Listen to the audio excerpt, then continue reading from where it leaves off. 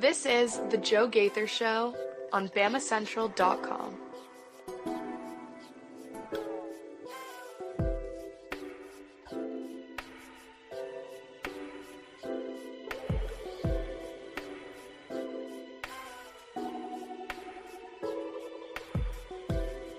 Good morning, Tuscaloosa. Good morning, Tuscaloosa. Internet world, West Alabama, how we doing today on a Friday? It's a football Friday on the Joe Gaither Show on Bama Central, BamaCentral.com. You're hanging out with us on the Bama Central YouTube channel, listening to us on the Bama Central Facebook page or Apple Podcast, Amazon, Spotify, wherever you get your podcasts. You can find the Joe Gaither Show on Bama Central. We're joined today by Mason Woods and Theo Fernandez. You follow them at MAWoods_ on the Twitter machine, at Theo Fernandez __ on the Twitter machine. The program is proudly brought to you by Purple Turtle Roofing. You need a place for Santa to land coming up in Christmas. Make sure your roof is ready for the holiday season. Make sure that your kids are going to be able to get their holiday gifts because your roof is sturdy. You don't want to be jacking up Christmas for everyone. So make sure your roof is ready for Santa. Call them at 877-787-6635. They'll come inspect your roof, make sure you're ready for the slate. It'll land on your roof. He'll slip down the chimney, give you your gifts, and then fly off to the next house, because the next house will also be calling Purple Turtle Roofing, and by calling them at 877-787-6635. So we cannot wait for the Christmas season. We appreciate Purple Turtle Roofing being a part of it. Let's get into a football Friday. We've got to address a rumor. I don't want to do it, but it's right there on our front porch, and so we have to address a rumor, a coaching rumor, Coach DeBoer's future in Tuscaloosa. We have to address that, and then we will get into, instead of keys to the game against Eastern Illinois, because Alabama is an extreme favorite, and Eastern Illinois on a 6-game losing streak. Going to make it 7 this Saturday. We'll do bold predictions, a couple of bold predictions, whether it be for Eastern Illinois. Eastern Illinois scores 14 points is a bold prediction, maybe. Or it might be an Alabama bold prediction. Alabama rushes for 1,000 yards. Could be a bold prediction as well. We'll have some bold predictions. We'll do players to watch, and then we'll make our picks for the weekend. So I can't wait to do that with you guys today. Tell a friend about the show, and let's have a little bit of fun. Mason Woods, good morning, sir. How we doing? Doing good this morning. Doing good. As I'm listening to you run through this intro, I'm looking. And one of Alabama's quarterback commits in the 2026 class won the state championship last night. So congrats to Taden Kawa there for leading Orem High School to their first state championship in looks like since 2020. So hasn't been exactly a long drought for him there, but he got him back to the title game. There we go. Taden Kawa, congratulations, sir. Anytime you can win a state championship, that's a big deal. So congratulations. Winning a state title in Utah, Theo Fernandez, you didn't win a state title last night, did you? I did not, but I watched a team that might. I watched Hale County basketball and Oklahoma commit Gage Mayfield. That guy's unreal. If you want to see some high-level basketball in Tuscaloosa, excuse me, as my voice disappeared on me, go to Hale County and Gage Mayfield. This guy's unreal, man. Why didn't Alabama pursue him harder? You think Oklahoma got a bunch of money? Yeah, so I don't really know, because Alabama never was high on the list in his recruitment at all. So maybe it was a thing with him where he didn't want to go, because I don't know. It just doesn't make sense to not want to heavily pursue a guy this good that's right in Tuscaloosa. I don't have the answer to that one. Gage Mayfield. All right, well, exciting night for Theo. Did they win? Win by 1 million? They did win. They beat Northridge, which that's an upset there, too. Very good Northridge program. Oh, man, did you talk to Coach Barry Sanderson after? That game did not start until about 8:30, so I was out of there right after. He said, peace. I know Barry will probably, I don't mean to speak for him, but take that loss a little hard, because he's always a little bit high standards for himself and his own program. So I'm sure that they'll bounce back, go Jaguars, and obviously Hale County with a special player. All right, guys. Speaking of coaches, and coaches who I think have a high standard, golly, I don't want to do this. This is the top. I really don't want to talk about this because I think it's a horrible topic, and I think that there's not much to it. But yesterday, Tuscaloosa Thread, Tide 109, basically had Ryan Fowler in the game, had a Penn State reporter on the program, and the Penn State reporter stoked up the flames. John Sauber stoked the flames for Penn State wanting Kalen DeBoer. The rumors of wanting Kalen DeBoer. He's the top coaching candidate, XYZ ABC. We want him. We want him. He's a real thing. And we've heard Kalen DeBoer as a Penn State candidate really since the firing of James Franklin. But I got to be honest, I've been extremely dismissive of the possibility. I've been extremely, that's just a pie in the sky. That's a wish list. Of course, you can put anyone on your wish list. I want to hire Bill Belichick, Nick Saban. I want to hire Don Shula. I want to hire Vince Lombardi on my wish list. Give me Mike Ditka on my wish list. Anybody that you can say any name.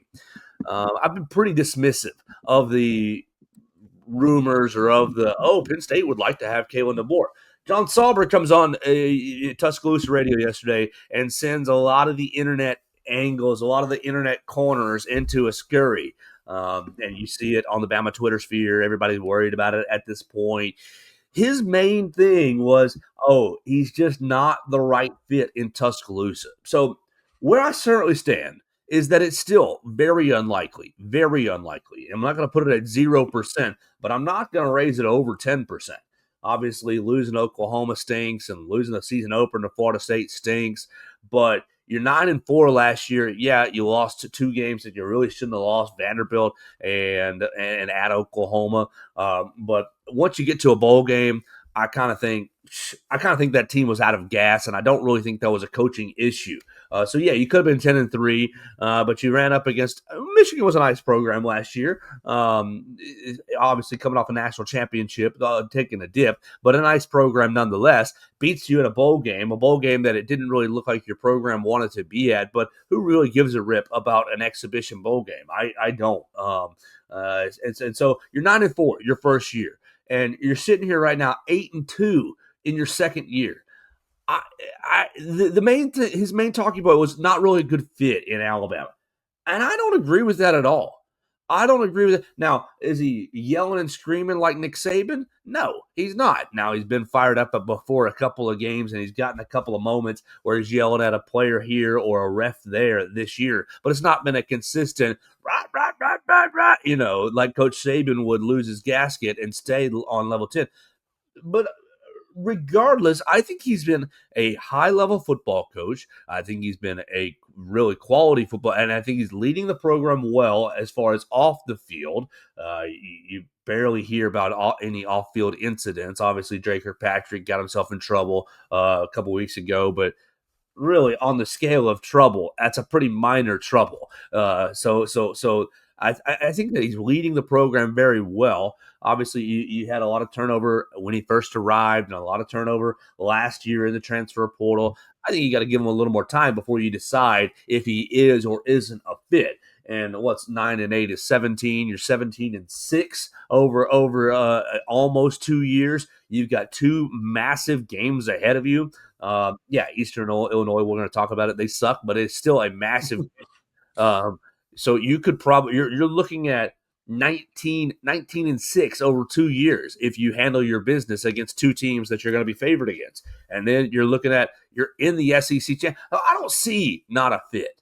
I don't see not a fit at all. I see, a fit that is, how you're spinning the screws, you're spinning the gasket, and it's not quite cinched up, but you can see it's on there. You can see the screws going in the hole, and you got to keep turning it. You got to keep turning it. It's not quite into the wood, the 2x4, but it's going if you just keep turning. That's kind of how I see Coach DeBoer. I don't see it spinning around in the 2x4, not finding the grooves, not finding the holes. I think that this Kalen DeBoer screw is going into the 2x4. It just needs a little more time to keep screwing, keep twisting, and it will be flush with the 2x4. And so I think this is still pie in the sky, and I think that this is Jimmy Sexton pulling strings to get Kalen DeBoer a raise, at Alabama, get his right guy at Penn State, and maybe restructure some of these. I'm not sure. I just think the contract. This is probably Jimmy Sexton playing Godfather, playing in college football is kind of my perspective on this, and I think it's very unlikely that Kalen DeBoer leaves Alabama, even if you lose to Auburn in 2 weeks, which I hope that doesn't happen. But people are saying, oh, if he loses to Auburn, it's going to be more likely. I still am going to be in the extremely unlikely designation that Kalen DeBoer is leaving Alabama for Penn State. Mason Woods, I just laid it all out there to let you think about it, what you thought about for a while. Where do you stand on Coach DeBoer's fit at Alabama, and where do you stand on if he might be leaving Alabama for Happy Valley? I mean, when you talk about fit, it's so interesting to me how he gets compared. I mean, obviously he gets compared to Nick Saban. He's following up Nick Saban. Nick Saban is the greatest coach of all time to accomplish all these things while he was at Alabama. But to sit here and act like Nick Saban fits the average Alabama personality is just categorically insane. Alabama is full of the most pearl-clutching, gasping, oh my gosh. Nick Saban is not the same as the lady that goes to church on Sunday. I think Kalen DeBoer fits that very much, a lot better, if we're being honest. He is not, out there screaming at players and cussing them out and cussing in press conferences or anything like that. I don't know. It's an interesting thing. I think the fit is perfectly fine. I think people just aren't used to it. That's the only thing. That's the only reason anybody wants to call it a bad fit. It's just because it's different from Nick Saban. I don't think it's a bad fit by any means. And then, like you mentioned it right there, it's Jimmy Sexton. This is all Jimmy Sexton. Everything that happens in college football is Jimmy Sexton. The only thing this is about Kalen DeBoer getting that Curt Cignetti contract. He wants to be the highest paid coach in college football, and that's what it'll end up with it being probably.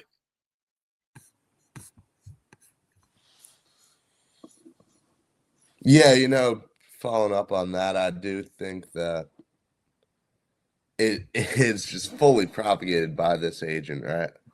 It's all Jimmy Sexton. It's all Jimmy Sexton, man. Now, not to play devil's advocate, if Alabama loses in 2 weeks, if this thing that I don't think has any legs right now, maybe there's a 5% more chance it happens if you lose the Iron Bowl and miss the playoff, right? I still think I would be nothing short of shocked if we saw Kalen DeBoer coaching in a program besides Alabama next year. That's all I really have to say on it. Theo, what do you think about the fit that he is with the student body, with the program itself, with just the direction of the program over 2 years? Now, obviously, he didn't win a title last year, but goodness gracious, Coach Saban didn't always win a title either. 9-4 last year, 8-2 this year. Just how do you think the fan base views Coach DeBoer's fit right here?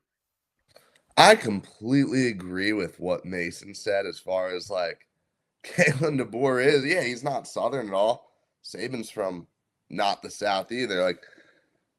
DeBoer is a more Southern type person, I feel like. More better fit for the culture than Saban was, as far as the way that he goes about things. He should be someone that the fan base has no problem getting behind, and I don't think the fan base has had any problem. I don't believe there are these huge issues with people not being able to accept Kalen DeBoer in and out of the program, right? We haven't seen any of it. We've seen Alabama have absurd success recruiting.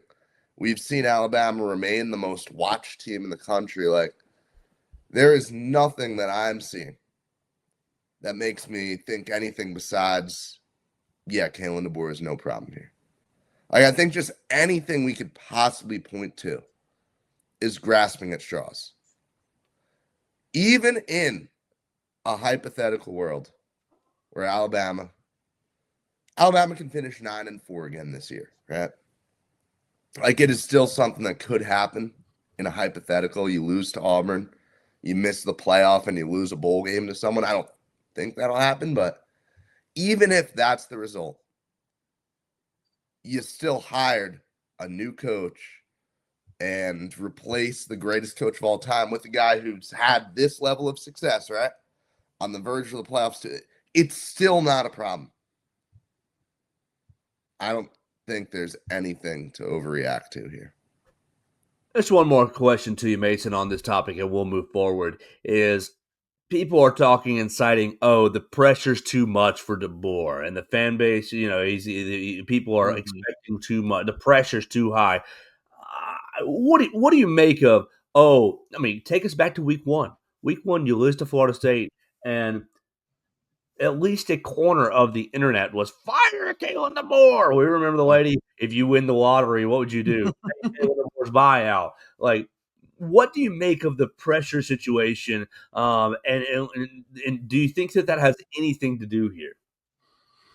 I mean, I don't, if I'm being just completely honest. I think Kalen DeBoer knew dang well what he was signing up for when he took this job. Like, I don't think he's not taking this Alabama job coming into it being like, yeah, this is going to be just like Washington, no big deal, unless he's just stupid. And I don't think he is stupid. So I think he came into this job knowing exactly what the requirements were going to be, and that was going to be competing for national championships year in, year out.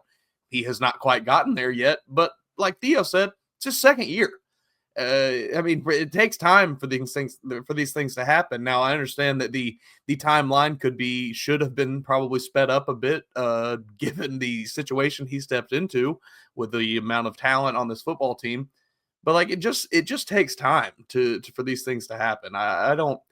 I'm with Theo. Like, even if you go out and lose to Auburn this year and then somehow lose a bowl game, like, panic mode is still not setting in. Like, Kalen DeBoer still doesn't even have the players that he recruited starting for the most part. I am not concerned. And I don't think he really is either, because like I said, he knew exactly what he was getting into when he took this job.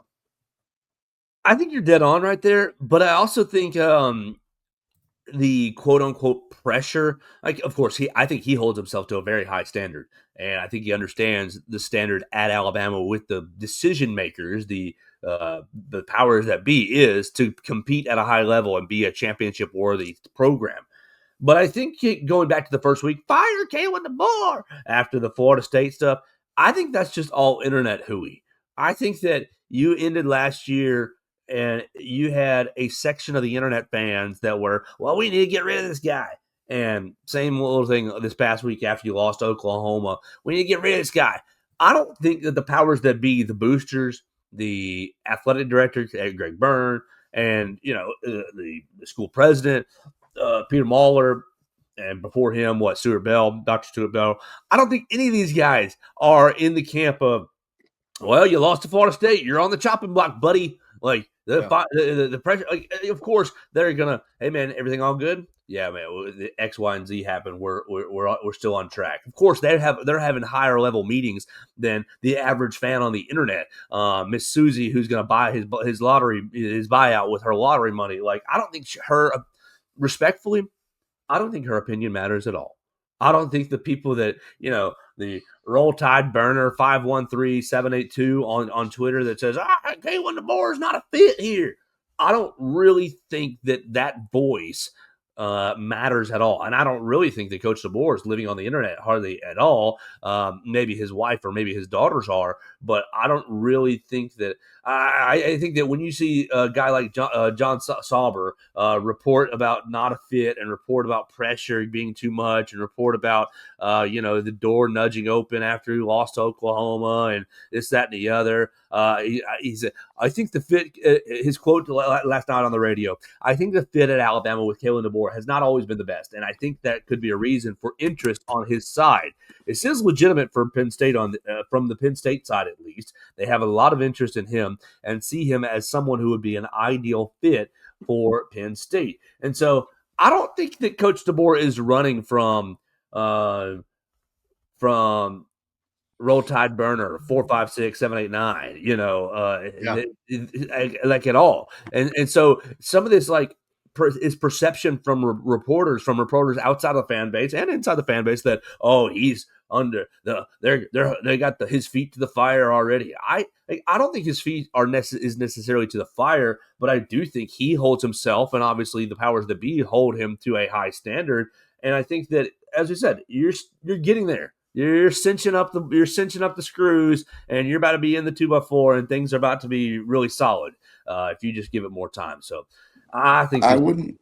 Go ahead, Theo. Yeah, I wouldn't be too quick to dismiss the idea of pressure, but again, it's all speculation. Like, you do have to remember that this is a guy who 4 years ago was coaching Fresno State. This is still a guy who's very, very new to high-level college football. Washington was very high-level football, just not Alabama. So it's, no matter how you slice it, yeah, this is a new experience for Kalen DeBoer being in this situation, but I don't know how much of that pressure he feels. I wouldn't be too quick to necessarily dismiss it, though.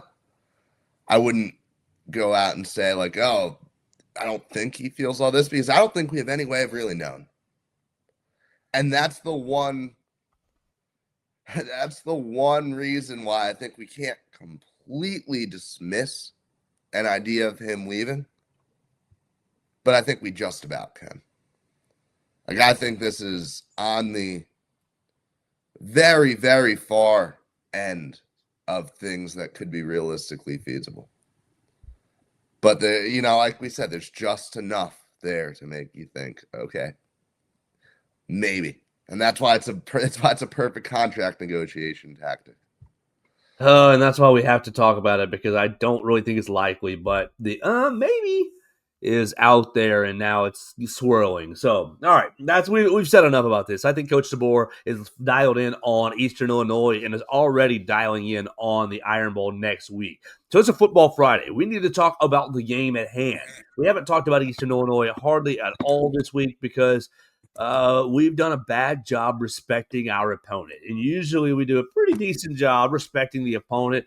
But Eastern Illinois, if you haven't paid attention to the Panthers this year, are 3-8. This is their last game of the year. They're sitting second to last in the Ohio Valley Conference. They've lost 6 games in a row. They've beaten Dayton, Western Illinois, and Tennessee State. They lost to Indiana State, Illinois State, and then they went on a huge losing streak. Garner-Webb, Southeast Missouri, Charleston Southern, UT Martin, we see you, Ty Simpson's father, Tennessee Tech, and Lindenwood. And now they have Alabama. So we'll get into this game just a little bit.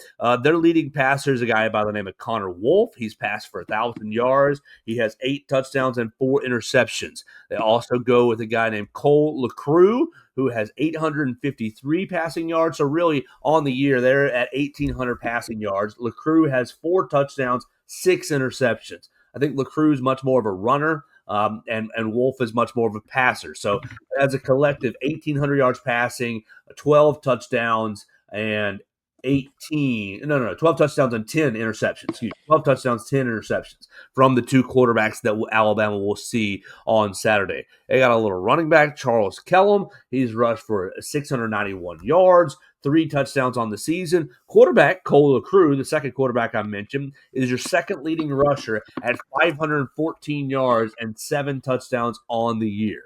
So a decent little dual threat option for the Eastern Illinois Panthers. They're averaging 19.3 points a game, fellas. So not so hot. Their third down percentage, they're converting at 34%, 34.4% third down percentage. So not so hot, really. Any other big key stats that look like their turnover ratio? It says 16 right here, but I don't know if that's accurate. Then it's -16. I'm looking at an ESPN kind of a stat sheet right here. Third down, they're 51 of 148 third down, so 34%. So not good. They've gone for it on fourth down 21 times, 33% conversion rate, seven total fourth down conversions. So Alabama, you are, what did you say, Mason? A 50-point favorite? That is what I'm looking at from Yahoo Sports here. Over under 57.5. Alabama favored by 50.5 points. All right, so I think we're all going to be in agreement that Alabama is going to take care of business and win. And so we usually do 3 keys to the game or 2 keys to the game, a couple keys to the game. Instead of that, let's get a little more creative and play bold predictions. Theo, you're the young guy. You can go first. What is your 1, 2, 3 bold predictions for this game? You don't have to have 3, but just kind of leave you some room to make a couple of bold predictions for tomorrow's game in Bryant-Denny Stadium. 1 o'clock on SEC Network Plus. And if you don't have SEC Network Plus, you can find all the coverage on BamaCentral.com. We'll have a live blog update letting you know what's going on. We'll have all kinds of people tweeting in the stadium. So follow us at BamaCentral.com. Theo, what are your bold predictions for tomorrow's game against the Panthers? Well, I don't know how bold this prediction is, but I do think Alabama's defense does pitch the shutout.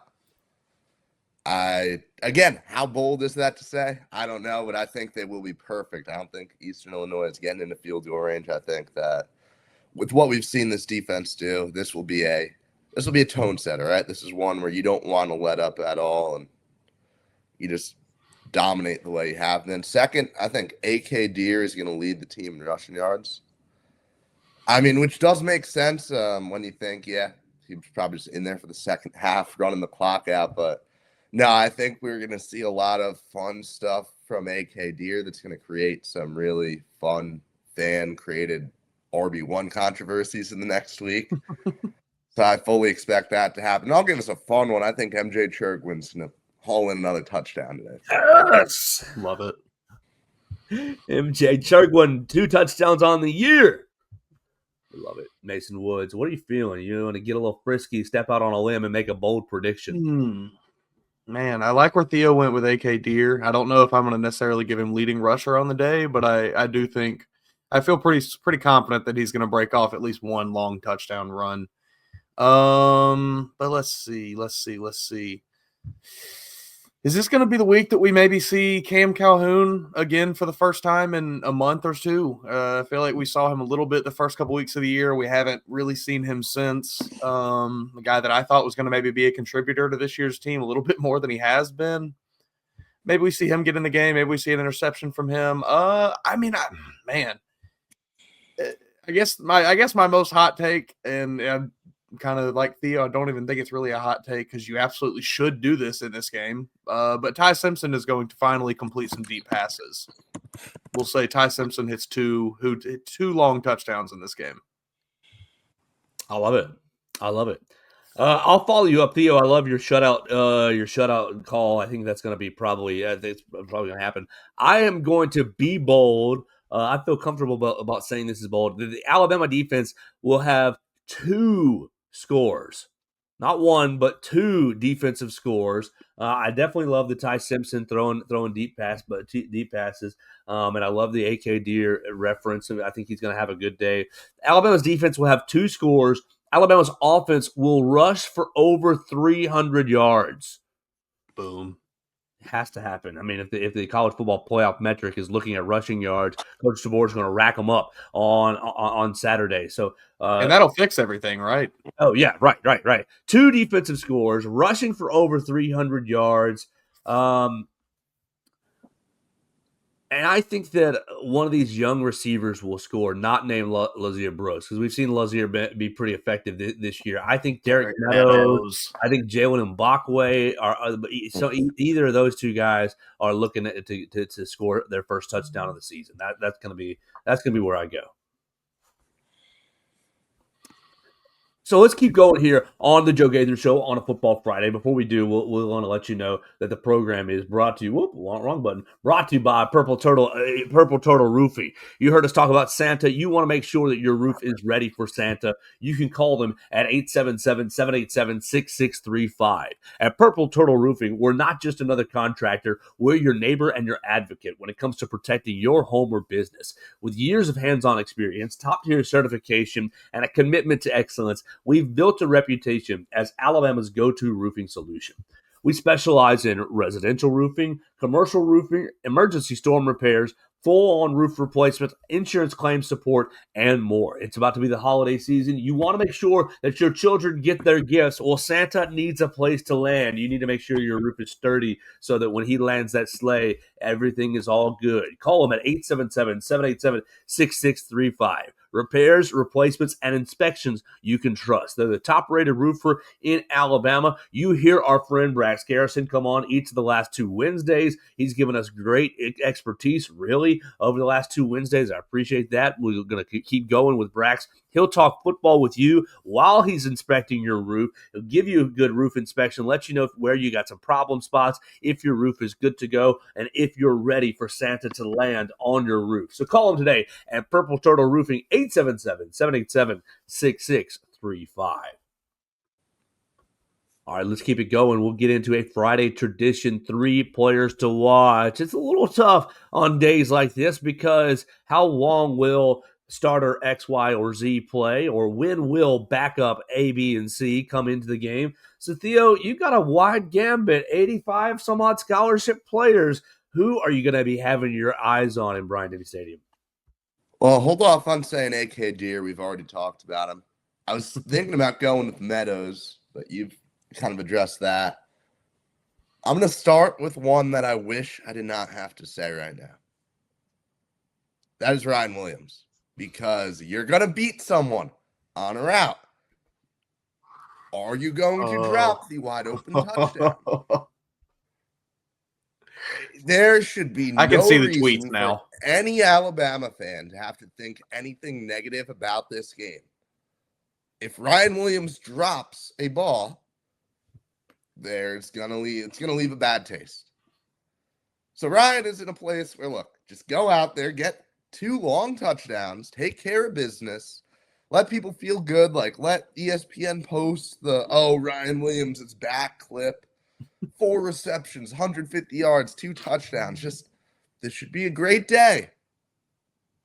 It has the potential to not be good. Just hang on to the football. Second, I'm going to go London Simmons. I mean, I think just about everyone's been very impressed with what they've seen. He's put a lot on tape to make people excited about what he can do next year as a starter. I think this will be, I don't know if coronation is the right word, but this will be a culmination of all the work that he's done this year. And I think we should see some really just, oh, wow, he blew that running back up. I'm excited to see what London can do. And it really is difficult to find 3 key players in a game like this, but I'm going to go with Caleb Edwards. I think he's trending upwards in so many ways. He still hasn't even hauled in 2 receptions in the same game. But, I mean, you see, like, you run that fake stumble knowing the ball's going his way. Like, this is a guy that the team trusts.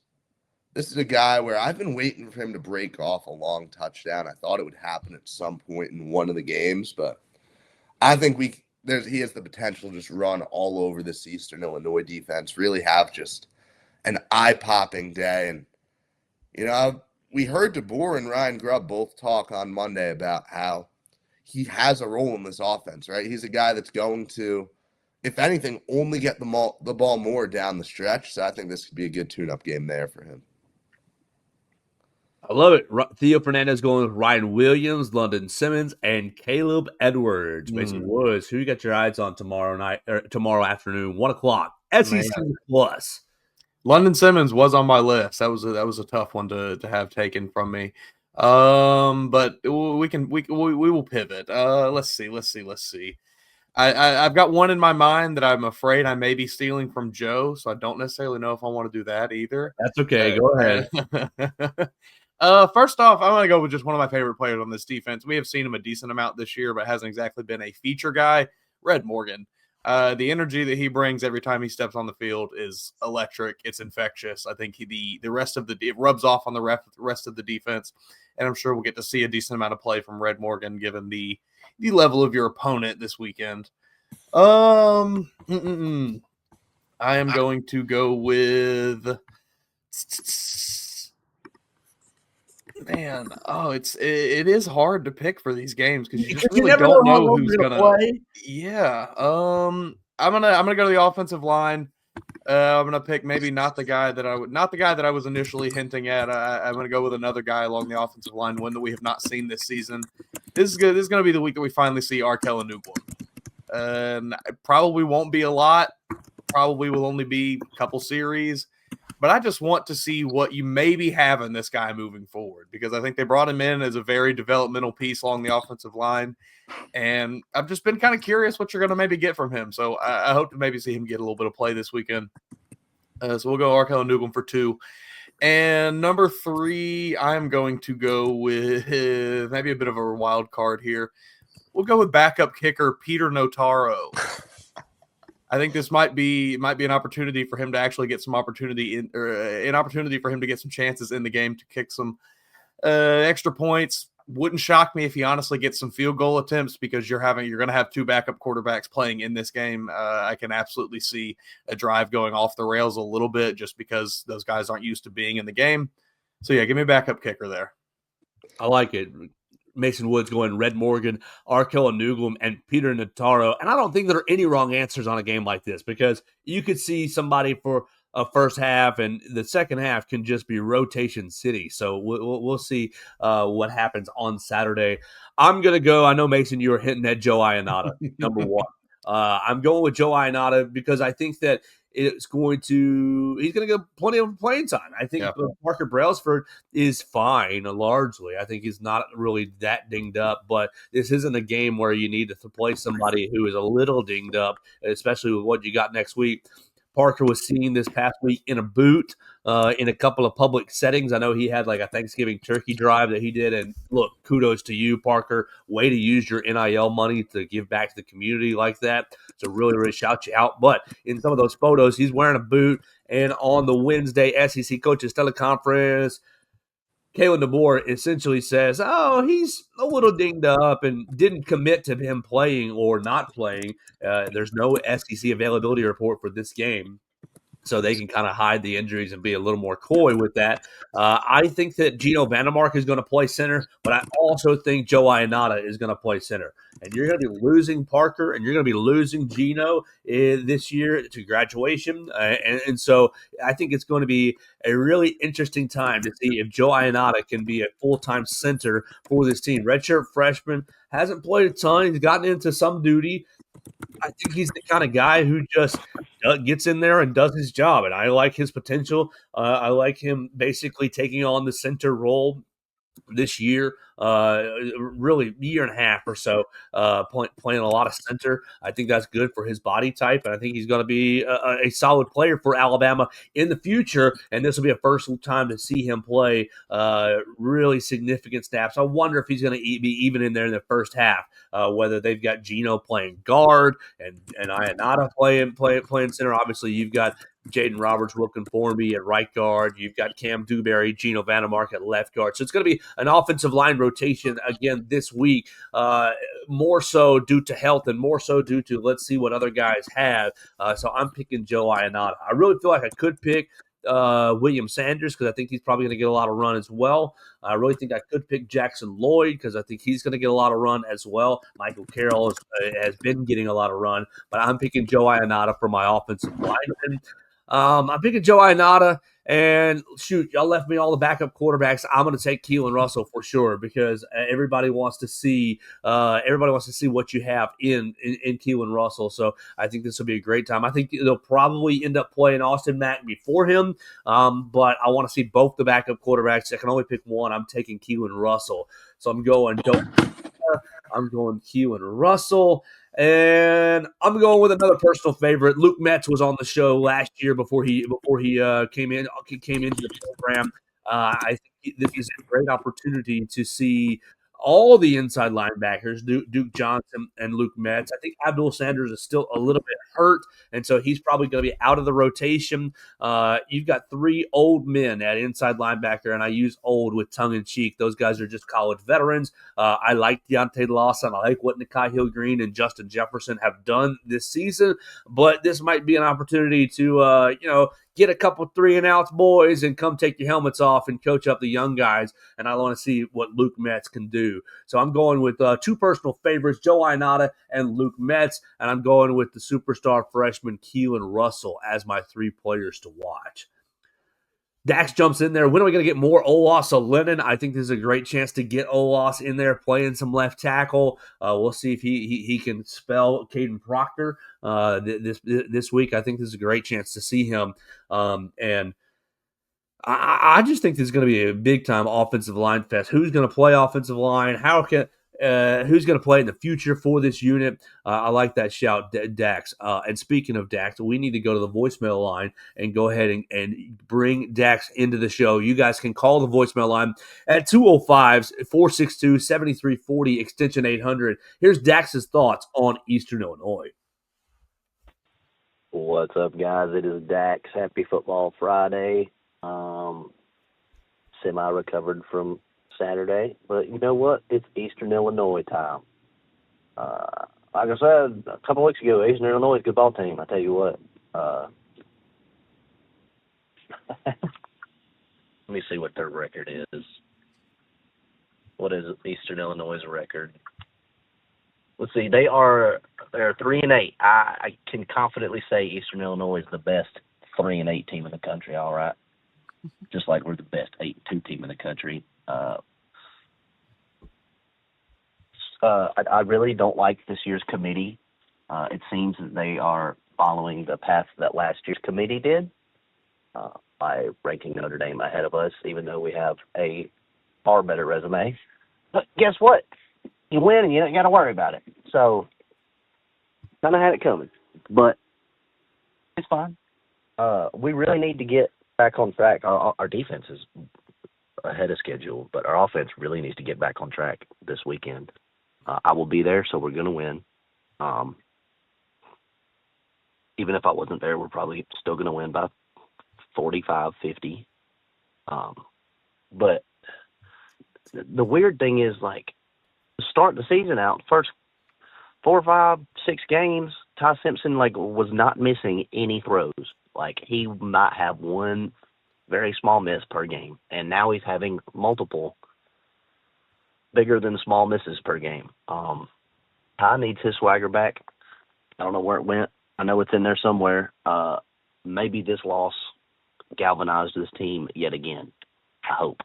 I really hope. Ohio State lost 2 games last year and still ended up winning the national championship. It's fine.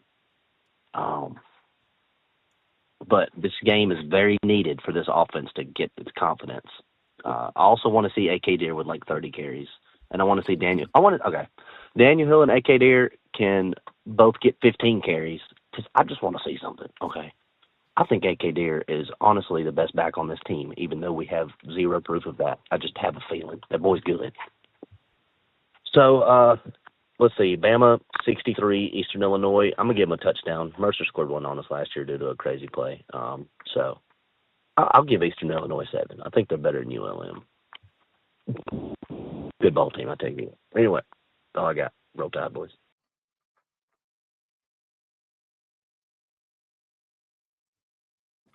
I would feel disrespected as a ULM fan right now, man. Getting told Eastern Illinois is a better squad than they are.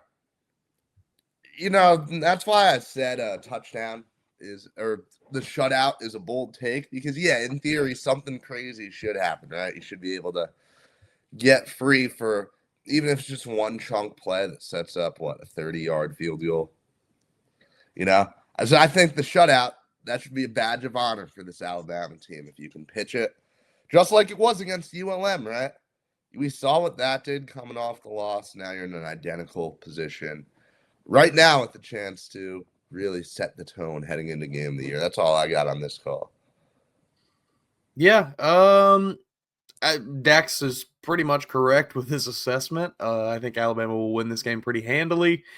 I hope I'm with him, and I hope we do see a decent amount of A.K. Deer just because it's kind of the fun, unknown thing in the running back room that we've just not really seen this season. So I'd like to see at least something new back there.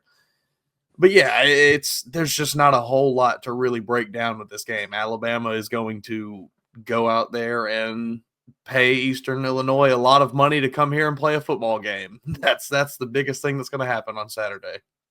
Any shot Tony Romo's making an appearance? Or Jimmy Garoppolo, right?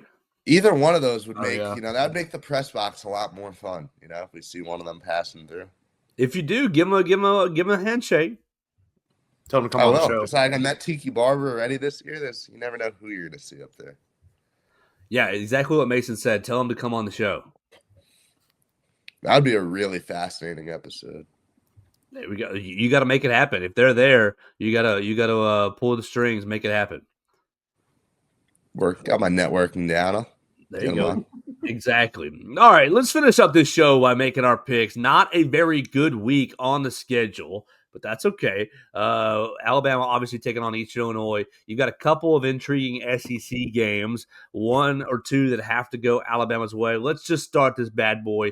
Theo, Mason, then myself. Missouri is at Oklahoma. Oklahoma, a 6.5-point home favorite. It does look like Bo Pribula, game time decision. Theo Fernandez, can the Missouri Tigers go in there and pull off an upset? It'd be cool if they did. I like that Missouri program a lot. Oklahoma wins and covers. I don't think it's close. I had Oklahoma by 3 scores. I like Missouri. I feel like Oklahoma is right in line for a letdown. You come off a huge 2 weeks, 2 big road wins against Tennessee and Alabama. Man, I don't know. Give me Missouri. There you go. MIZ. Eli Drinkwitz would love for that to happen, get himself some momentum going forward. I'm kind of with Theo right here. I think Oklahoma is rolling. I know I don't love their offense. Obviously their offense sucks. Right. It wasn't great last week, but I think their defense is top. One of the top defenses in the country. And I don't know. It's the turnovers though. Like it's they could just I don't know. It's frustrating. I'm still mad at that game. Hey, Mason, maybe you might be right. Maybe they just turn around and give it to Ahmad Hardy 50 times and say, we're not throwing the football. We don't winning games on the back of getting through 2-3 turnovers is not a sustainable way to win football games. Yes, it is. Look at my Bears. What happens when they don't get turnovers? Oh, they get beat real bad by the Ravens and other teams. Precisely. Like the Steelers this week, I'm sure. Now, Bo Pribula may come back and throw 4 picks in this game, but I'm not exactly sold on Oklahoma being a great team. I think they have gotten some very favorable turnovers in the last 2 games that have allowed them to win. Their defense is great, but that offense is not good. Nah, yeah, I agree with that. Their offense has a lot of work to do. But they've got great special teams, great defense. Yeah. 2 out of 3 ain't bad. At 2:30, Theo, USC is taking on Oregon. The Oregon Ducks have a chance for, I think, their second-ranked win, maybe their third. Second-ranked win. They beat Iowa. So it's number 15 USC is at Oregon. Oregon is a 10.5-point home favorite. You going with the Trojans here on the road or the Ducks? I am. I think this Oregon team, I think they're frauds. I do not think they are a very good football team. They have time and time again shown that you almost lose to Iowa. You almost lost to Penn State early in the year, back when we thought they were good. Like Oregon has done almost nothing this year to make me think that I can trust them deep into the season. I think that, Dante Moore has been good, but we saw what happened in the Indiana game. Couldn't hang in that big environment. I like Lincoln Riley here more than Dan Lanning to pull out the big win. Now, USC will probably, more than probably, they will still need some help to get in. But first of all, this would be a very good result for Alabama, that's for sure. And then it would also would create some chaos down the stretch in the Big Ten. I think I'm with you, Theo. I think I like USC in this game. I am also not sold on this Oregon team. You look back at the wins that they do have. Penn State does not impress me that much. The Iowa win is okay, but it was 2 points. And then you lost to Indiana. And I know it was only 30-20, but I remember watching that game, and it was pretty decidedly Indiana's game from what I remember. Didn't feel that close, yeah. Yeah. I like USC in this game also. Oh, I'm going to give it the kiss of death and take the Trojans as well. 3 of us on the same game means we're all going to be losers and Oregon's going to win. But I'll take SC as well because I think that you both outlined enough to get me on the train. Syracuse is at Notre Dame. Does anybody care? Notre Dame, 35.5-point favorite. Hey, Fran Brown. He pulled a big upset down the stretch last year that messed up CFP hopes for a team that would have been in otherwise. Do I think it'll happen again this year? I do not. But I'd pay attention. I'd monitor that one. He's a great coach, I'll tell you that. This would be Go ahead. Oh no, just like that would just be the perfect feather in Bama fans' caps to be like, we told you Notre Dame was frauds. That's exactly right. Kentucky is at Vanderbilt. Big game for Alabama. If Vanderbilt wins, they're going to give Alabama the tiebreakers over Ole Miss, really, for the next week against Auburn to put them in the SEC championship based on strength of record. I believe Georgia and Ole Miss both played Kentucky this year. Alabama drew Vanderbilt. The others did not. So Vanderbilt is at home. An 8.5-point favorite against the Kentucky Wildcats. Will Diego Pavia get it done for the Crimson Tide?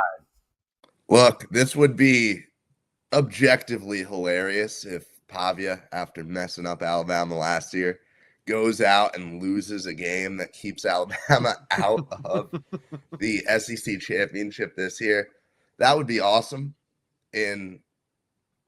Not awesome, but hilarious. I don't think we'll have to worry about it, though. I think Pavia will take care of business. I think Vanderbilt will finish 10-2. I think they'll be right on that fringe. Will they get in? We'll see, but I think Pavia is still on a mission right now. Yeah, I agree. I think Clark Lee has gotten this Vanderbilt team past the point of losing games you shouldn't lose. Last year you dropped the one to Georgia State, and it's like, what the hell happened? You recover, you have a great season afterward, whatever. But this year they have taken the next step forward as a program. So, yeah, I think they win this game, and they win it convincingly. Yeah, I'm taking Vanderbilt as well. On ABC, Arkansas is at Texas. Texas is an 8.5-point favorite. Anybody care about this game? We all going hook 'em horns? Well, Arkansas has only lost by 2 scores to one SEC team this year. That team is Auburn, which is crazy. But Arkansas really is the best 2-8 football team I've ever seen. I think this game will be close. I think this game will just about go down to the wire, but I do trust Texas to pull it out because Arkansas has the clutch genes of a hamster. They have no ability to win a close game, and I think that'll continue. Yeah, once again, I'm right there with Theo. Texas has, I think, shown to us all year that they like to play down to competition at times, and I think they'll probably do that again, and this will wind up being a relatively close game, but they'll pull it out because they're at home. Yeah, I think I'm with y'all that it will be close, but Texas will win. Pittsburgh is at Georgia Tech. Something to stay monitoring for Alabama. 6 o'clock on ESPN. Georgia Tech is a 2.5-point home favorite, Theo. I like this Georgia Tech team. Obviously, disappointing result a couple weeks ago, but I think they're going to win this game convincingly and set up what is going to be just an absurd game against Georgia in a week. I think a game that Georgia Tech is capable of staying in. I think in an ACC that's full of fraudulent, not very good teams, I do believe Georgia Tech is a head above the rest. Yeah, Pitt's season was over the moment that Pat Narduzzi said that thing last week about Notre Dame could beat us by 1,000 and I wouldn't care. So I will be picking them to lose no matter who they are playing. Give me Georgia Tech in this one. Yeah, give me Georgia Tech as well. We'll keep going here. 6:30 on ABC. Number 20, Tennessee is at Florida. Tennessee is a 4.5-point road favorite. Tennessee has had a horrible time playing in Gainesville over the last 2 decades. Yeah, I think that's going to continue into tomorrow. Tennessee with very little to play for at this point, struggling. I think Florida picks up a win. Woo! I don't hate that pick, but I think I got to go with Tennessee in this one. I think they'll probably play with their food a little bit and stick around, let Florida hang around at home. But I think Tennessee pulls it out. Yeah, I'm going with Mason as well. Close game, ugly game for Tennessee, but they find a way to win. Last game that's not Alabama that Alabama fans will be paying attention to. Number 11, BYU is at Cincinnati, 7 o'clock on Fox. BYU is a 2.5-point road favorite. Yeah, this one's really, really interesting to me because Cincinnati's impressed me this year. They're Like good. Cincinnati, up until, with the exception being a blowout loss against Utah, like they've been a good football team. They've not played a single other really bad game this year. I think they very well could do it, but I'm taking Bear Bachmeier and the Cougars. Well, I'm going to take the Bearcats. Give me Cincinnati. Maybe just because I'm hoping it happens, yeah, I'm going to take Cincinnati as well. Their offense is really good. They can make some things happen. We'll be watching that on Saturday night. Yeah, all right. Quick note, as we're talking about this matchup, like a BYU loss, right? Or would just open the door for one of these 2-loss Big 12 teams to still have the ability to beat Texas Tech, get in the playoff, and Alabama gets bumped out. So that scenario where Alabama gets bumped out by a Big 12 champion still exists with any of these teams. I think it still exists, but I think when you're looking at a matchup versus Texas Tech, BYU probably has the best chance to beat them out of those groups, out of that group. But yes, it does still exist. It's the Big 12, man. Anyone could lose to anybody in that game. Yikes. Don't be doing that to us, Theo, right to close the show. Let's close the show now, Theo. 1 o'clock, right there on SEC Network Plus. Alabama is hosting Eastern Illinois. Mason said 50-point favorite. Let's just play it on the half line. 49.5. That way you can go over under. We don't want any pushes here. 49.5-point favorite for the Crimson Tide. How do you see it going tomorrow in Bryant Stadium? Dax is going to be there. Alabama undefeated when Dax is there. That is a great point, and I was sweating out the game before, but I think that stat makes me confidently say that Alabama will win this game. I'm going to go 59-0 as my final score here. I predicted the shutout earlier. I think we get one field goal, but I think Alabama's aggressive on fourth down situations, not really kicking a whole lot. I'll let you guys do the math as to why.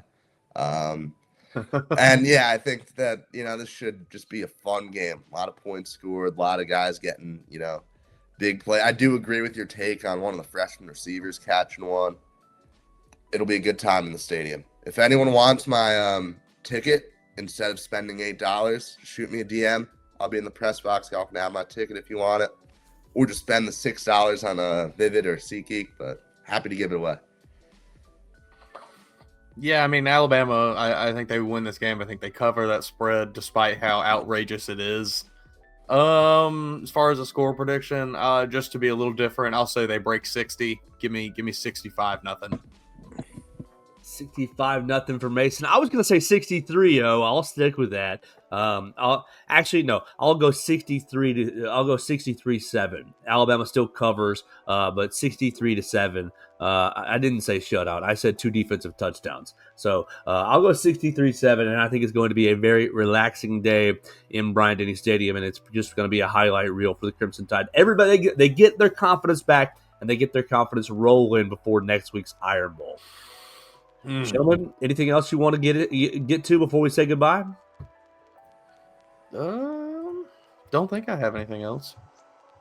All right. Yeah, I think that's all I got. Just double checking. Don't want to cut anybody off on a Football Friday. Let's get out of here. We appreciate everybody watching us on the Bama Central YouTube channel, Facebook page. You guys can find us on Apple Podcasts, Amazon, Spotify, wherever you get your podcasts. You can find the Joe Gaither Show on Bama Central. We encourage you to call Purple Turtle Roofing today. They'll take care of all your roofing needs. Make sure you're ready for Santa to land on Christmas night or Christmas Eve night, so that you can get your presents. Call them at 877-787-6635. And, of course, call Derek Daniel for all of your insurance needs at 205-758-3391. Call us on the voicemail line. Leave us your reaction to Saturday's game, 205-462-7340, extension 800. And we will talk to you on Monday right here on the Joe Gaither Show on Bama Central, BamaCentral.com. Thanks for joining us on today's edition of the Joe Gaither Show on Bama Central. Keep up with Joe on all his social media pages at Joe Gaither6. Subscribe, rate, and review the show on Spotify and Apple Podcasts, and be sure to read us daily at BamaCentral.com.